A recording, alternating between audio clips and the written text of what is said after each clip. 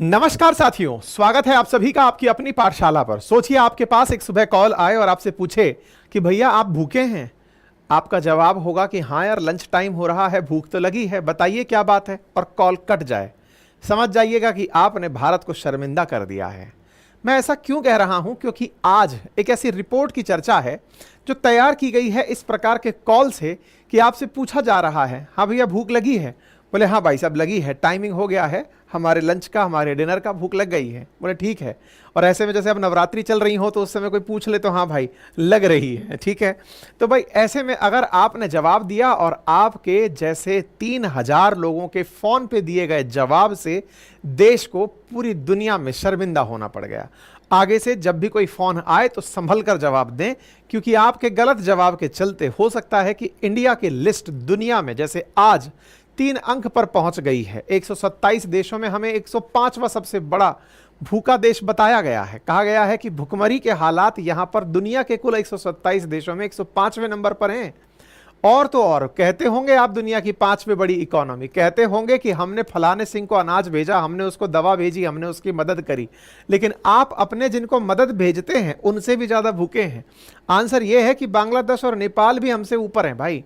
जिनको आप अनाज भेज रहे हैं वो आपसे ज्यादा मजबूत हैं। ऐसे में भारत को लेकर ग्लोबल हंगर इंडेक्स की यह रिपोर्ट काफी ज्यादा मायने रखती है। आपको ज्ञात हो कि दुनिया ने यूनाइटेड नेशंस के अंदर सस्टेनेबल डेवलपमेंट गोल सेट किए कि दुनिया को अगर वाकई में खुशहाल बनाना है, सस्टेनेबल बनाना है, आने वाली पीढ़ियों को भी जो आज है वो मिलता रहे, सतत बनता रहे, ऐसे में गोल रखा गया हंगर का कि हंगर को मिटाना है। हंगर को मिटाना है तो पहले पता तो चले कि दुश्मन क्या है। बोले भूख है, तो भूख है तो इससे निपटा कैसे जाए? तो बोले इससे निपटने के लिए हम कुछ टारगेट एरिया डिसाइड करते हैं, पहले पता लगाते हैं कौन कितना भूखा है, और इसी को करते हुए ग्लोबल हंगर इंडेक्स का जन्म हुआ। इस ग्लोबल हंगर इंडेक्स में भारत को सीरियस कैटेगरी का भूखा बताया गया है कि भाई साहब इंडिया वाले बहुत ज्यादा भूखे हैं, और हमारे आस पड़ोस के जो देश हैं या फिर डेवलप्ड कंट्रीज हैं उनमें से कई देश काफ़ी अच्छी स्थिति में हैं। बोले इनको कोई टेंशन नहीं है, इनके पेट भरे हुए हैं। तो आपके दिमाग में बड़ा प्रश्न बनेगा कि 3000 लोगों के मात्र कॉल पर दिए जवाब से अगर ये तय हो जाए कि आप कितने भूखे हैं तो ये तो बड़ी शर्मिंदगी की बात है। नहीं, केवल कॉल ही नहीं, और भी कारक हैं, लेकिन जो और कारक हैं उन कारकों को आप भूख से जोड़कर जब बताते हैं तो फिर वो एक शर्मिंदगी का कारण बन जाते हैं। सोचकर देखिए, आपसे पूछा जा रहा है कि आपके देश के अंदर चाइल्ड मोर्टेलिटी कितनी है, और वो आंकड़ा सरकारी उपलब्ध है कि हाँ भाई 1000 में से जन्म के बाद इतने बच्चे मर गए, लेकिन उसको सीधा जोड़ दिया गया कि ये तो भूख से मरे होंगे। बहुत सारे कारण हो सकते हैं, एनवायरमेंटल कारण हो सकते हैं, माल न्यूट्रिशन वाकई में एक उनमें से कारण हो सकता है, लेकिन बीमारियां भी एक बड़ा कारण हो सकती हैं, लेकिन सीधा जोड़ दिया गया कि ये भूख से मारे गए होंगे। ऐसे ही आज हमारे देश में इतनी जबरदस्त डाइवर्सिटी है कि हमारे देश के बहुत से लोग अलग अलग हाइट, कलर, विड्थ, वजन सबके पाए जाते हैं। अगर आप पंजाब हरियाणा साइड के लोगों को अगर देखेंगे तो तुलनात्मक रूप से उनकी कद काठी, शरीर की बनावट काफ़ी मजबूत होती है। वहीं पूर्वोत्तर भारत के लोगों को देखेंगे तो थोड़े वो लीन होते हैं, हाइट में थोड़े कम होते हैं। इस तरह से अगर आप ऑब्जर्व करने लगे कि कौन से क्षेत्र के लोग लंबे, कौन से छोटे, तो भारत तो विविधताओं का देश है, 140 करोड़ लोगों का देश है, लेकिन इनका पैमाना है कि 5 साल के बच्चे की औसत हाइट कितनी बढ़ी, इससे हम जज करेंगे। भाई वो कौन सी जगह का बच्चा है ये भी देखना जरूरी होता है। ऐसे में ये भी चेक करेंगे कि 5 साल के हिसाब से इसका वजन ठीक बढ़ा या नहीं बढ़ा। हालांकि हम ये नहीं कहते कि हमारे देश के अंदर सब कुछ एकदम सही चल रहा है, लेकिन हमारे लिए चिंता की बात यह है कि इतने सारे प्रयास और दुनिया भर की चीज़ों को हम दुनिया को भेजते हों और हमें ही सुनने को मिले कि तुमसे अनाज खा के सामने वाला भुखमरी से लड़ाई लड़ गया और तुम जो है ना वो ऐसे की ऐसे रह गए। इसलिए ग्लोबल हंगर इंडेक्स बड़ी न्यूज़ बन जाता है। आज हमारे पड़ोसी देशों में हमसे ज़्यादा बरकत देखी गई है। ग्लोबल हंगर इंडेक्स में उनकी रैंकिंग अच्छी है, और सबसे ज़बरदस्त बात तो ये है कि 2014 में हम लोग 55वें नंबर पर आते थे और आज हम 105वें नंबर पर आते हैं। विचार कीजिए कि 10 साल में ऐसा क्या हुआ? सरकार ने बच्चों को दबा के छोटा कर दिया, या उनका वजन कम कर लिया, या फिर सरकार ने उनके खाने में से थाली छीन ली। ऐसी में सारी चीज़ें बहुत सारी जानने लायक होती हैं, क्योंकि भारत ने अफगानिस्तान हो या नेपाल हो या फिर म्यांमार हो, सबको अपनी तरफ से मदद भेजी है। ऐसे में जब हम अपने देशों को जिनको मदद भेजते हैं उनकी हालात अपन से अच्छे पाते हैं तो चिंता का विषय तो बनता ही है, क्योंकि ग्लोबल हंगर इंडेक्स में फिर से एक बार भारत को 105वां रैंक दे दिया गया है। भारत सरकार तो इस बात को स्पष्ट रूप से समझ चुकी है कि यार मतलब अगर तुमने 5 साल पहले, मतलब 10 साल पहले रिपोर्ट ली होगी कि 5 साल से नीचे कितने बच्चे मरे, या फिर किसकी हाइट छोटी रह गई, या किस, तो अगले 5 साल तक भी तो कुछ ना कुछ उसी आंकड़े का फर्क पड़ना चाहिए था। सरकार चेंज हुई, अचानक भूखे हो गए आप, तो बोले यार ये तो सीधा सीधा इमेज को टार्निश करने का तरीका है। ग्लोबल हंगर इंडेक्स में हम 105वें स्थान पर आए हैं और हमारे पड़ोसी नेपाल, श्रीलंका, बांग्लादेश हमसे बेहतर स्थिति में पाए गए हैं। भारत के बच्चों की बढ़ती हुई, मतलब घटती हुई हाइट उनकी चिंता का विषय है। आपको यह जानना होगा कि अल्टीमेटली ये चेक कैसे करते हैं कि आप कितने भूखे हैं, इनका जांच करने का तरीका क्या है, क्योंकि अल्टीमेटली केवल इतना सा कह देना कि हाँ भाई भूखे हो, इससे तो आंकड़े तैयार नहीं किए जाते होंगे। तो फिर ये क्या क्या मानते हैं, सारी बातें मैं डिटेल में बताता हूं। पहले के लिए फिलहाल आंकड़े जान लो, कौन सी संस्था है जो इसे निकालती है ये जान लो, इसका इंपैक्ट क्या है, सारी बातों की चर्चा कर लेते हैं। तो फिलहाल हम 127 देशों में 105वें स्थान पर आए हैं। लास्ट ईयर हमारी रैंक 111 थी, हमने तुलनात्मक रूप से सुधार किया है। 111 थे हम 125 देशों में। 2022 में हम 121 देशों में 107वें नंबर पर थे। तो तुलनात्मक रूप से रैंक में कुछ सुधार इन्होंने दिखाई है। अब जैसे होता है ना कि आपकी रैंक ये आई, अब जरूरी नहीं है कि आपके नंबर कितने आए हों। जैसे इसको आसान करके समझते हैं, 100 नंबर का पेपर था, 100 नंबर में से 50 नंबर पाने वाला बच्चा रैंक 1 पर हो सकता है। भाई टेक्निकली हो सकता है कि बाकी जिनसे कंपटीशन था उनके 50 से कम नंबर आए हों। तो मार्क अलग होते हैं और रैंक अलग होती है। एग्जैक्टली इसमें भी ऐसे ही है कि रैंक अलग होती है और मार्क्स अलग होते हैं। हमको मार्क्स कितने मिले हैं, हमको मार्क्स मिले हैं 27.3, और 27.3 नंबर पाकर के हम 105वें नंबर पर हैं।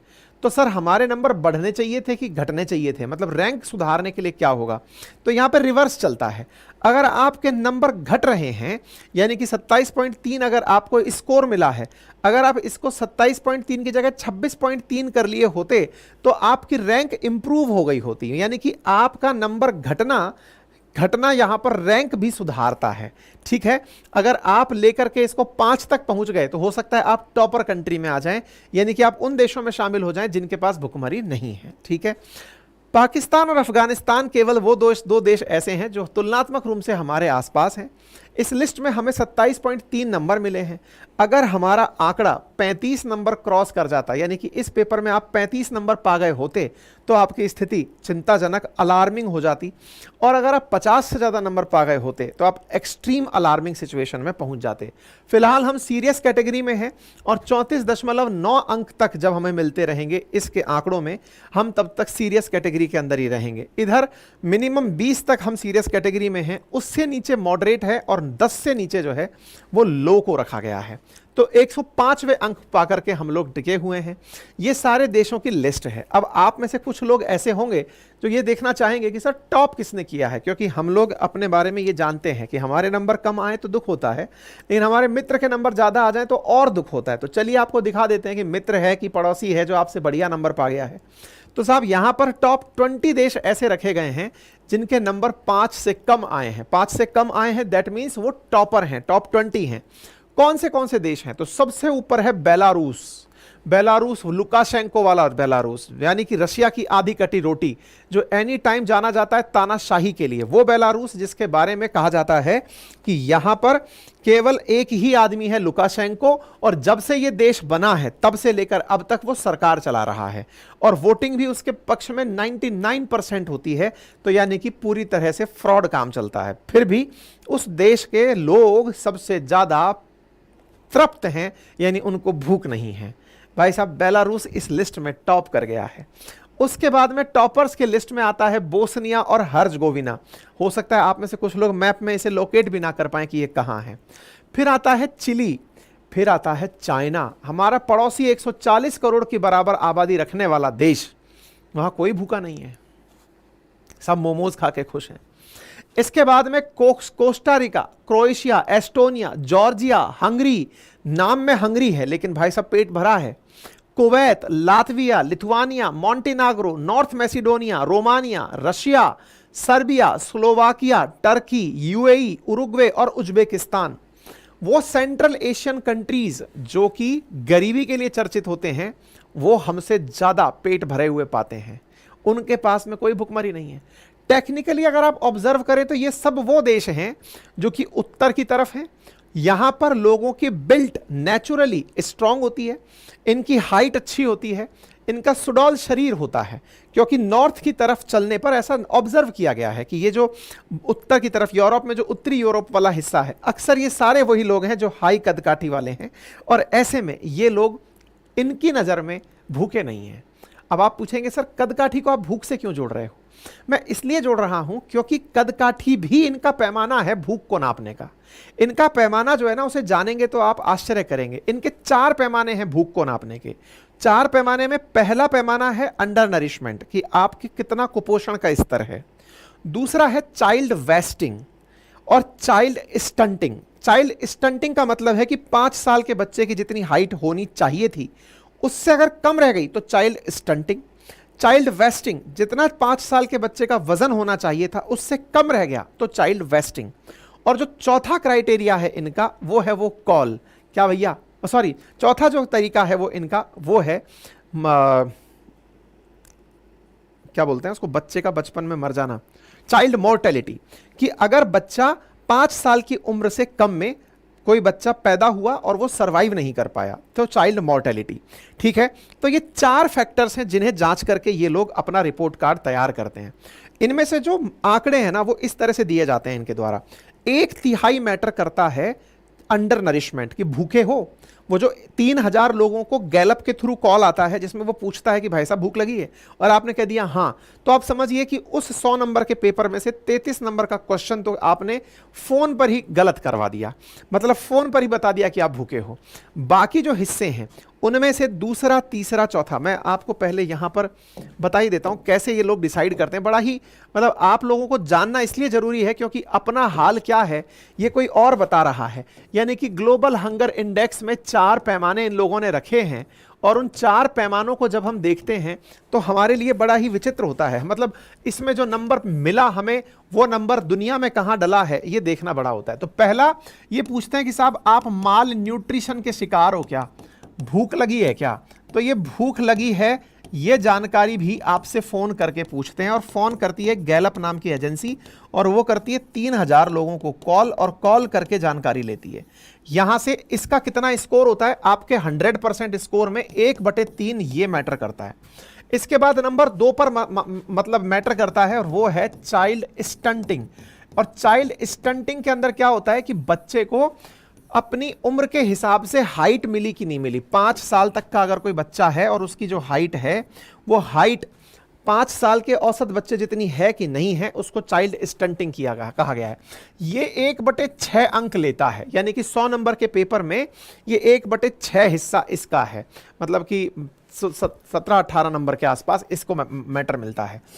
तीसरा टाइटल है चाइल्ड वेस्टिंग, और चाइल्ड वेस्टिंग के अंदर भी कहा गया है कि 5 साल के बच्चे में 5 साल के बच्चे जितना वजन है कि नहीं है, तो वो 5 साल के बच्चे का जो वजन है उसको नापता है। इसको भी 1/6 हिस्सा दिया गया है इस चीज के अंदर। और चौथा हिस्सा दिया गया है चाइल्ड मोर्टेलिटी का।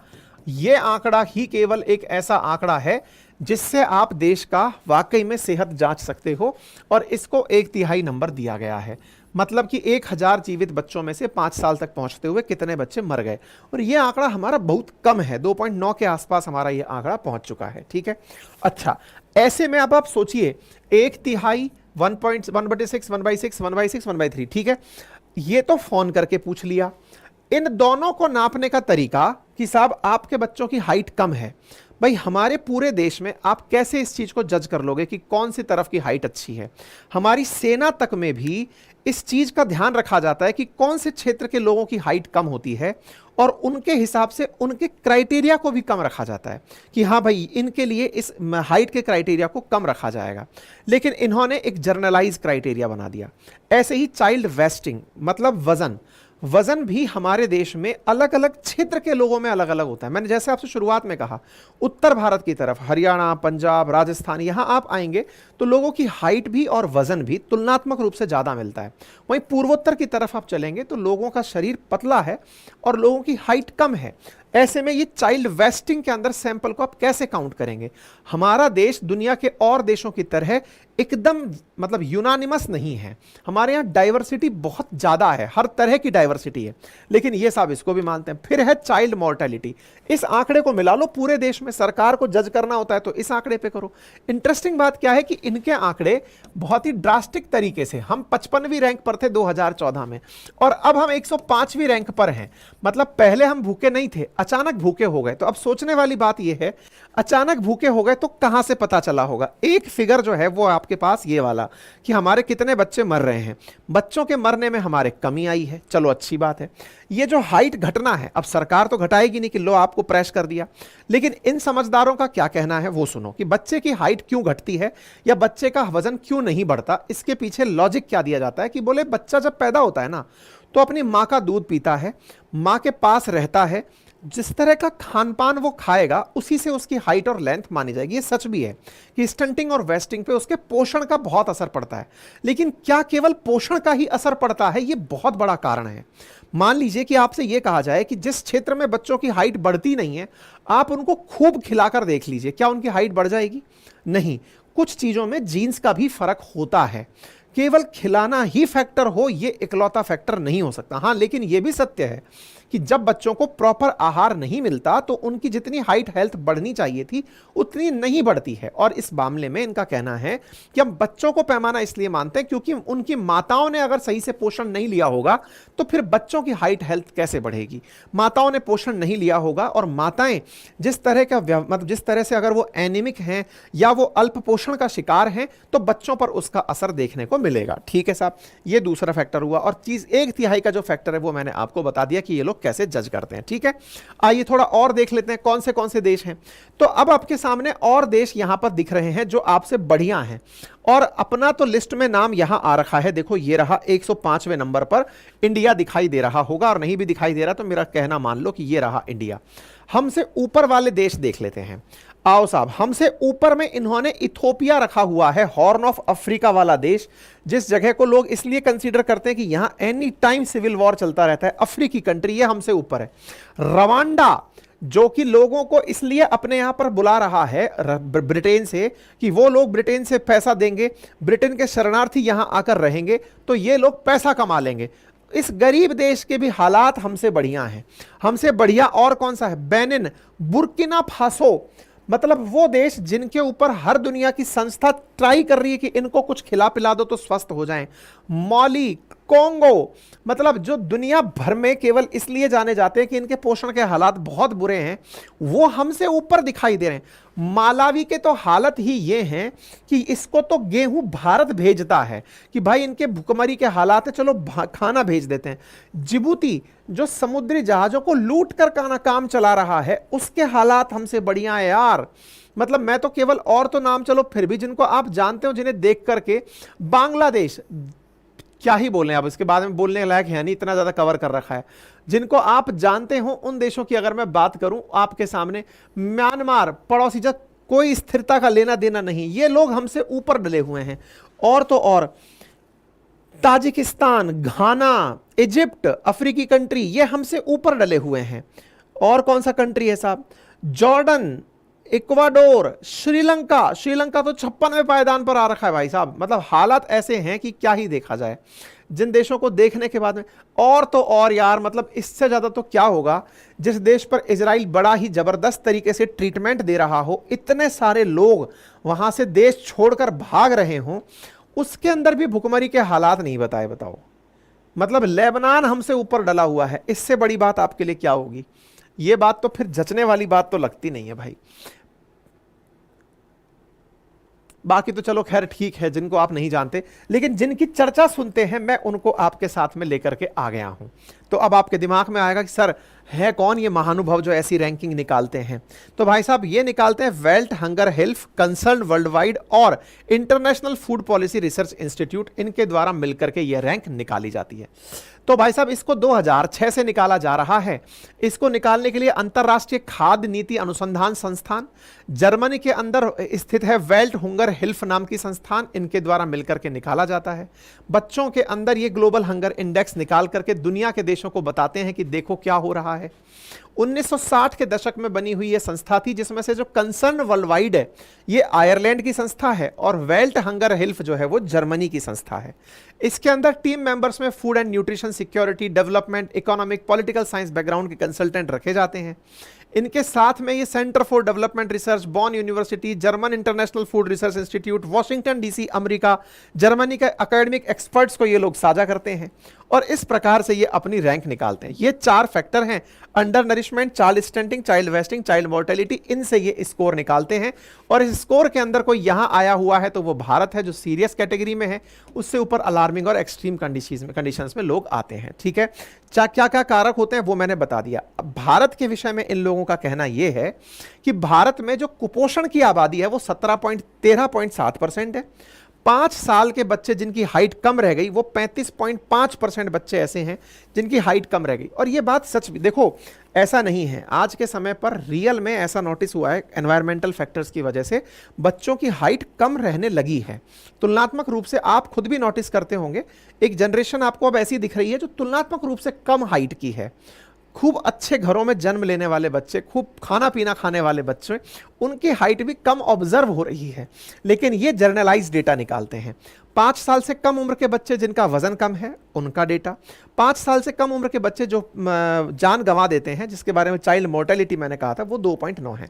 तो हमारे लिए तो इन्होंने साहब ये 3 बड़े फैक्टर ऐसे निकाल दिए जिससे रैंक को उठाकर पीछे डाल देते हैं और हमारे बारे में कहते हैं कि आपकी स्थिति अलार्मिंग है, आप सीरियस कैटेगरी में आते हैं, मतलब सीरियस कैटेगरी में आते हैं और अब आप अलार्मिंग में जा सकते हैं। हालांकि हमारे लिए खुशखबरी ये कहते हैं कि सर आपके नंबर धीरे धीरे कम हो रहे हैं, इसका मतलब आप सुधर जाएंगे, आप दुनिया के बहुत से देशों की तुलना में ठीक हो सकते हैं, लेकिन जिस तरह से आप 105वें पायदान पर पड़े हैं उससे ये जमता तो कम ही है कि आप लोगों को अनाज भेजते होंगे।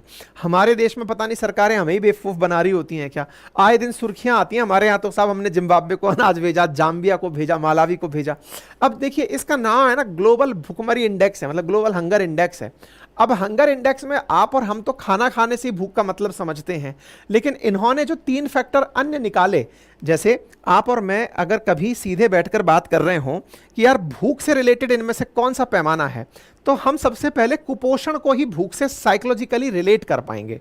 बाकी जो 3 कारक हैं इन्हें आप हेल्थ सेक्टर से भी रिलेट कर सकते हैं, क्योंकि शब्द अगर ग्लोबल हंगर इंडेक्स है, हंगर में भूख जुड़ी है, तो भूख से हम कुपोषण को तो ऐड करते हुए दिखते हैं, लेकिन हाइट को, वजन को और 5 साल से कम उम्र में बच्चा अगर मर जा रहा है, चाइल्ड मोर्टेलिटी को हम स्वास्थ्य विभाग से जोड़ते हैं, ये भूख से जोड़ दिए उसे।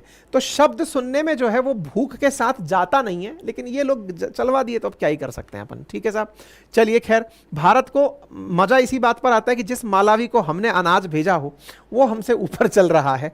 तो इंटरेस्टिंग बात है, ये न्यूज़ भी है 10 सितंबर की कि भारत ने देखो मालावी, जाम्बिया, जिम्बाब्वे इनको अनाज भेजा है और ये देश हमसे ऊपर चल रहे हैं, खा पी करके चुस्त दुरुस्त चल रहे हैं। वो पाकिस्तान, बांग्लादेश जहां आए दिन अनाज के संकट होते हैं वो बढ़िया रैंक लेकर के जी रहे हैं। तो हमें तो बड़ा ही इंटरेस्ट आता है इन चीज़ों पर देख करके कि ये रैंकिंग किस तरह से बायस्ड है। बायस्ड होने के साथ साथ एक चीज़ और आपको समझ में आनी चाहिए और वो है ये आंकड़ा। 2014 में जब मोदी गवर्नमेंट आई थी उस समय भारत की रैंकिंग 55वीं थी। मतलब ये बड़ा इंटरेस्टिंग चीज़ है, 2014 में आप 55वीं रैंक पर थे, मोदी जी ने आते ही ऐसी कौन सी छड़ी घुमाई, किसकी थाली छीन गई कि साहब पता चले थाली बजाने के चक्कर में मोदी जी ने कहा खाएगा कोई नहीं केवल बजाएगा टाइप से। 2015 में 80वीं रैंक हो गई, 16 में 97 रैंक हो गई, 17 में 100वीं रैंक। मतलब पीछे ही सरकते जा रहे हैं भाई अपन, 100, 103, 102, 94। मतलब रैंकिंग देख करके फीलिंग आ रही है कि यार मतलब कुछ तो गड़बड़ हुआ है। ये तो साफ साफ बायस दिखा रहा है कि आपकी डबल रैंक ले जा रहे हैं भाई। ऐसा इतना जल्दी परिवर्तन नहीं होता। अगर इतना जल्दी परिवर्तन छड़ी घुमाने से हो जाता तो सरकारें इसको रिवर्स भी तुरंत प्रभाव से ले आती। भाई 1 साल में अगर ये रैंकिंग पीछे गई है तो इसको उल्टा कर दो आप। कारण पता है कि इस तरह से पीछे गई है तो उस तरह से रिवर्स भी तो किया जा सकता है कि हाँ भाई इस लास्ट टाइम जो है ना सर इतनों की थोड़ी हाइट थी वो नापी थी ना तो सर नीचे आई, 1 साल में सर नीचे हो गई, 1 साल में नीचे हो गई, चलो बढ़ा देते हैं, 1-1 इंच बढ़ा देते हैं, अब ठीक है।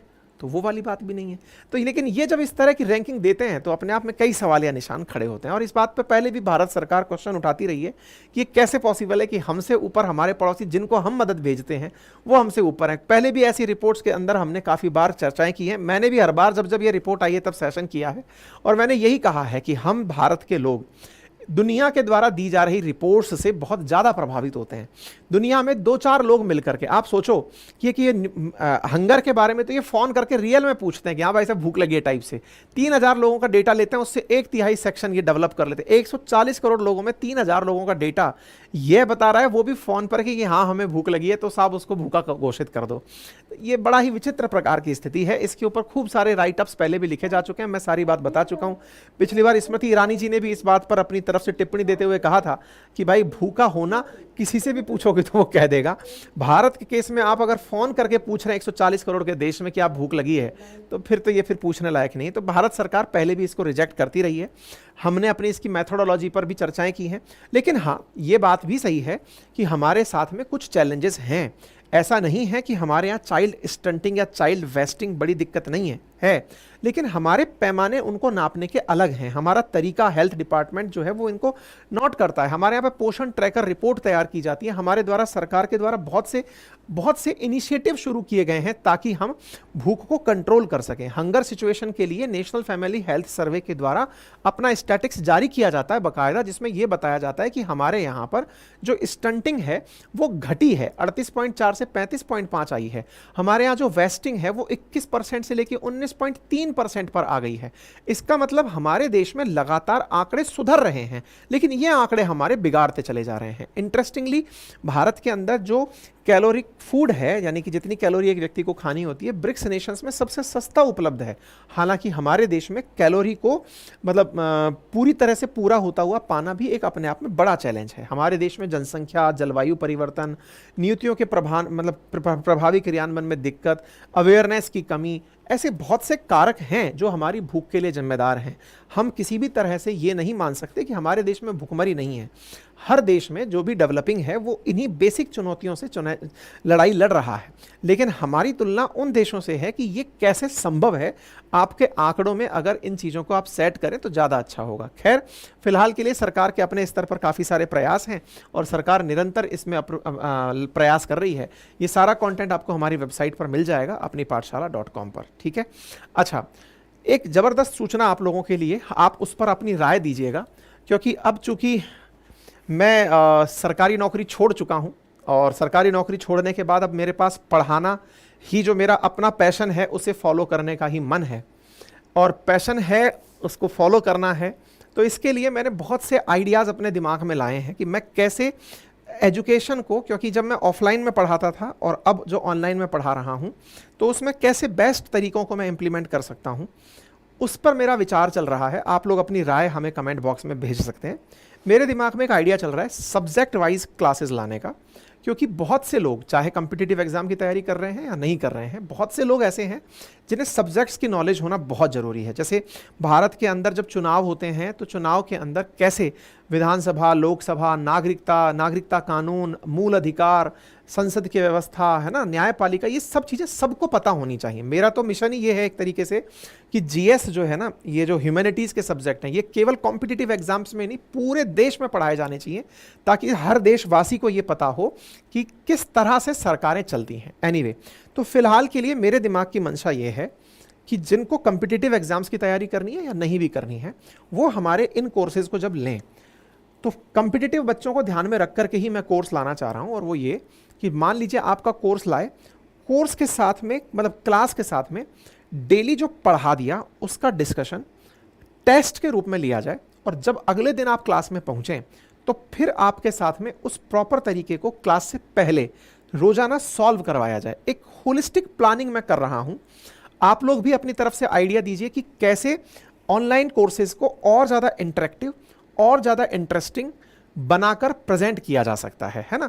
आपके आइडियाज़ दीजिए, क्योंकि मैं अब एक बहुत ही बेहतरीन कोर्स की प्लानिंग में लगा हुआ हूं और जल्दी ही मैं वो कोर्स आप लोगों के बीच में लॉन्च करूंगा, आप उसे एक्सेस कर पाएंगे। ठीक है, अच्छा, इसके साथ साथ आप में से बहुत से लोग, क्योंकि न्यूज़ चैनल्स वालों ने तो मुझसे पूछ लिया कईयों ने आकर के कि मैंने नौकरी क्यों छोड़ी, लेकिन मेरा परिवार जो आप हैं, ये बहुत सारे दिनों बहुत समय से इस प्रश्न को लेकर जी रहा है कि मैंने नौकरी क्यों छोड़ी, क्या मेरे चैलेंजेस थे, कहाँ मैं अपनी दिक्कतें पा रहा था।